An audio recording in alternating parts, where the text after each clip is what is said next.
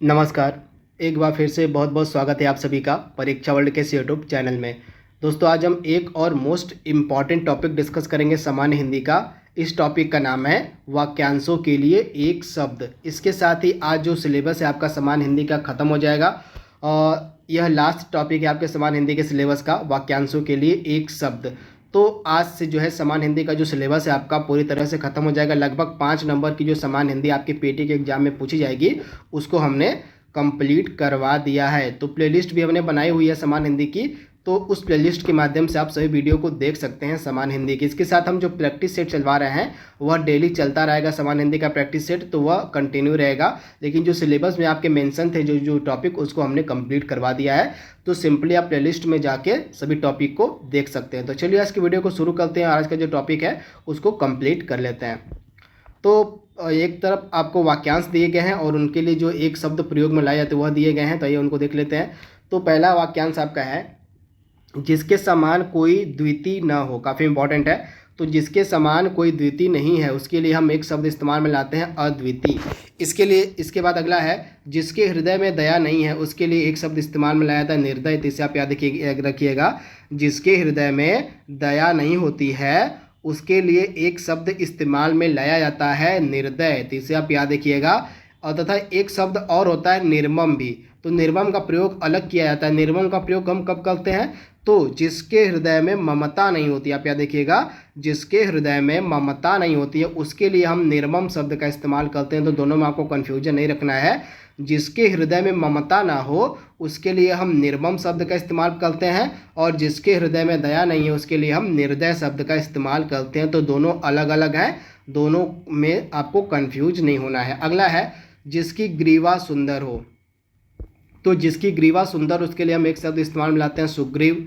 जो सर्वशक्ति संपन्न हो उसके लिए हम एक शब्द इस्तेमाल में लाते हैं सर्वशक्तिमान। इसके बाद जिसे ईश्वर में विश्वास नहीं उसके लिए हम नास्तिक शब्द का इस्तेमाल करते हैं कि जो ईश्वर में विश्वास नहीं करता है उसके लिए एक शब्द इस्तेमाल में आता है नास्तिक। और जो ईश्वर में विश्वास करता है उसके लिए हम इस्तेमाल में लाते हैं आस्तिक। क्या हो जाता है? तो आस्तिक, यानी कि आस्तिक हम किसे कहते हैं? जो ईश्वर में विश्वास करता हो। और नास्तिक हम किसे कहते हैं? जो ईश्वर में विश्वास नहीं करता। तो दोनों अलग अलग है, दोनों आपको याद रखना है।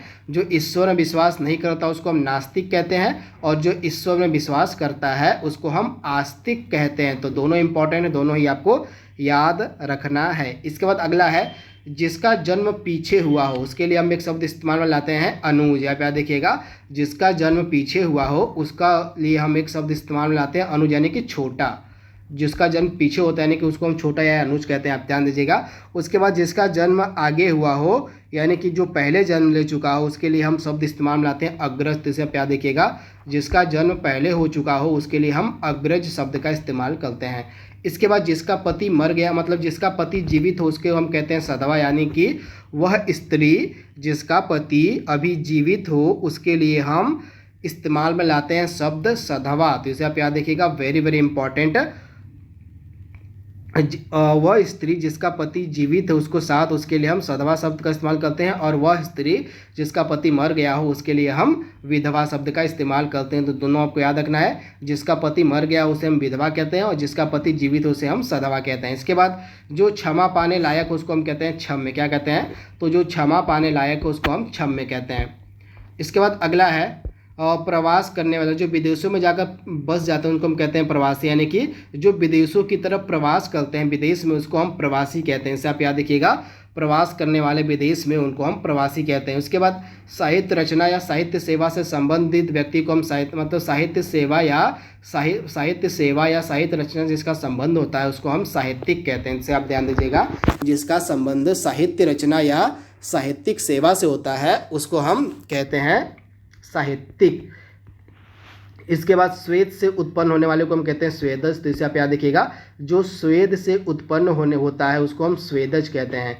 इसके बाद जो आगे की बात सोचता है उसको हम अग्रसोची कहते हैं, यानी कि जो आगे की बात को सोचता हो उसको हम अग्रसोची कहते हैं।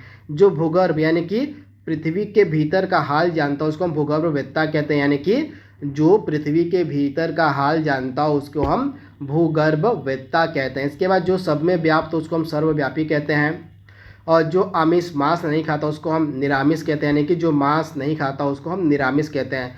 जो मुकदमा दायर करता है उसको हम वादी कहते हैं। आप यहाँ देखिएगा, जो मुकदमा दायर करता हो उसको क्या कहा जाता है, तो जो मुकदमा दायर करता हो उसको हम वादी कहते हैं। तो वेरी वेरी इंपॉर्टेंट, आप इसे ध्यान दीजिएगा। इसके बाद अगला है, जानने की इच्छा को हम जिज्ञासा कहते हैं।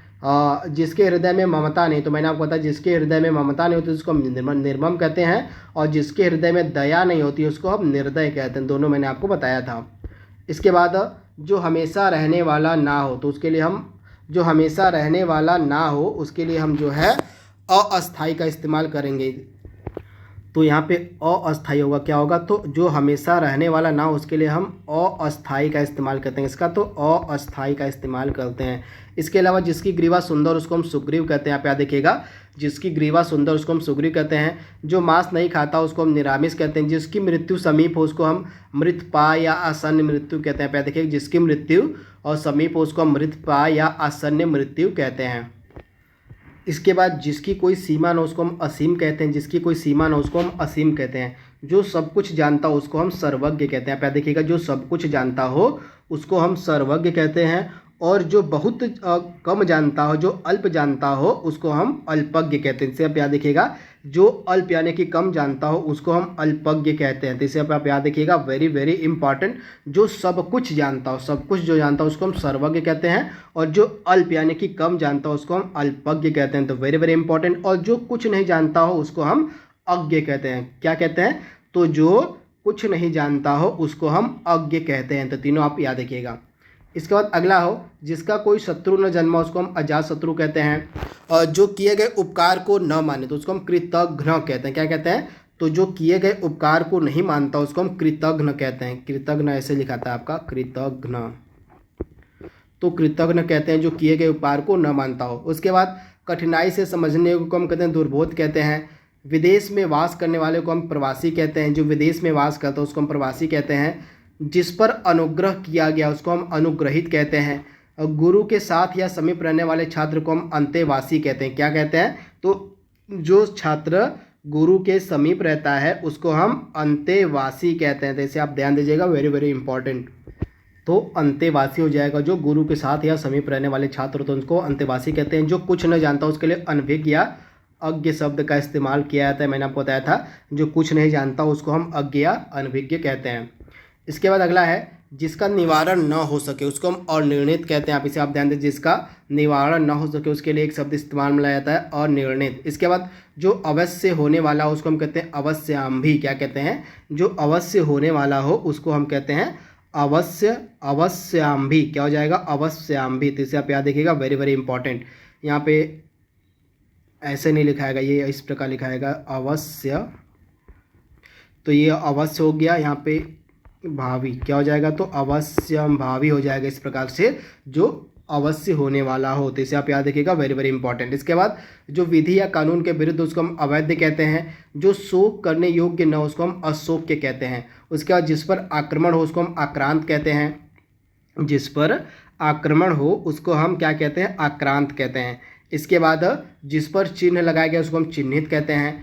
जो किसी पर अभियोग लगाए उसको हम अभियोक्ता या अभियोगी कहते हैं। इसके बाद जिसके समान कोई दूसरा न हो उसको हम कहते हैं अनन्य अनुपम, यानी कि जिसके समान कोई दूसरा न होता उसको हम अनन्य या अनुपम कहते हैं।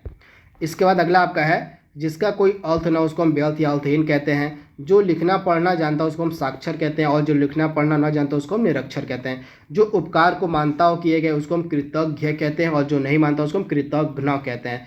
जिसे जीता न जा सके उसको हम अजेय कहते हैं, यानी कि जिसे जीता न जा सके उसको हम अजेय कहते हैं। जो अच्छे कुल में जन्म लेता है उसको हम कुलीन या अभिजात कहते हैं। वेरी वेरी इंपॉर्टेंट, अच्छे कुल में जन्म लेने वाले को कुलीन या अभिजात कहा जाता है। इसके बाद जो भू को धारण करता है उसको हम भूधर कहते हैं। जो मृत्यु को जीत ले उसको मृत्युंजय कहते हैं। आप याद देखिएगा, जो मृत्यु को जीत लेता है उसको हम मृत्युंजय के नाम से जानते हैं। इसके बाद जो एक से अधिक भाषा को जानता है उसको हम बहुभाषाविद कहते हैं। जो युद्ध में स्थिर रहता है उसको हम युधिष्ठिर कहते हैं। संध्या और रात्रि के बीच के समय को हम गोधूली या प्रदोष कहते हैं। आप याद देखिएगा, संध्या और रात्रि के बीच के समय को हम गोधूली या प्रदोष कहते हैं। अनुचित बात करने के लिए अनुग्रह करने को हम कहते हैं दुराग्रह। इसे आप याद देखिएगा, अनुचित बात करने के लिए अनुग्रह करना, इसके लिए एक शब्द इस्तेमाल में लाया जाता है दुराग्रह। धरती और आकाश के बीच के स्थान को हम अंतरिक्ष कहते हैं। आप याद रखिएगा, धरती और आकाश के बीच के स्थान को हम जो कहते हैं अंतरिक्ष कहते हैं। इसके बाद अगला, जिसका ज्ञान इंद्रियों द्वारा न उसको हम अतीन्द्रिय कहते हैं। आप याद रखिए, जिसका ज्ञान इंद्रियों के द्वारा न उसको हम अतीन्द्रिय कहते हैं। इसके बाद, जिसके सिर पर चंद्रमा उसको हम चंद्रमौली कहते हैं। आप याद रखिएगा, जिसके सिर पर चंद्रमा हो उसको हम क्या कहते हैं, तो चंद्रमौली कहते हैं। तो वेरी वेरी इंपॉर्टेंट, आप इसे ध्यान दीजिएगा, जिसके सिर पर चंद्रमा हो उसको हम चंद्रमौली कहते हैं। तो वेरी वेरी इंपॉर्टेंट, आप इसे ध्यान दीजिएगा, काफ़ी इंपॉर्टेंट है। इसके अलावा अगला है, जिसे बुलाया न गया हो उसको हम अनाहुत कहते हैं। आप याद रखिएगा, जिसे बुलाया न गया हो उसको हम अनाहुत कहते हैं। इसके बाद अगला आपका है, और जो व्याकरण अच्छी तरह जानता हो उसको हम व्याकरण कहते हैं। आप याद रखिएगा, जो व्याकरण को अच्छी तरह से जानता हो उसको हम कहते हैं व्याकरण। इसके बाद, दोपहर के बाद का समय अपराह्न होता है। आप याद रखिएगा, दोपहर के बाद का समय अपराह्न होता है। जिस पर मुकदमा चलाया गया उसको हम अभियुक्त कहते हैं। जो व्यक्ति अधिक बोलता है उसको हम वाचाल कहते हैं। ऐसी जीव का जो आकस्मिक उसको हम आकाशवृत्ति कहते हैं। पृथ्वी और ग्रह के बीच का स्थान होता है अंतरिक्ष। आप याद रखिएगा, पृथ्वी और ग्रह के बीच का स्थान जो होता है वो अंतरिक्ष होता है।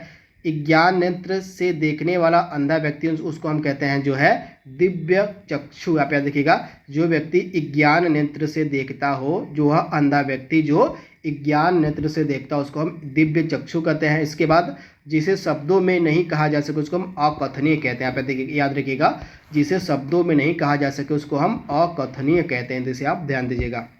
तो दोस्तों, यहाँ पे जितने भी इम्पॉर्टेंट अति महत्वपूर्ण और वाक्यांशों के लिए एक शब्द हो सकते थे उसको हमने यहाँ पे डिस्कस कर लिया है। आई होप यह वीडियो आपको पसंद आएगा। तो आज के लिए बस इतना ही। Thank you, thanks for watching, thank you.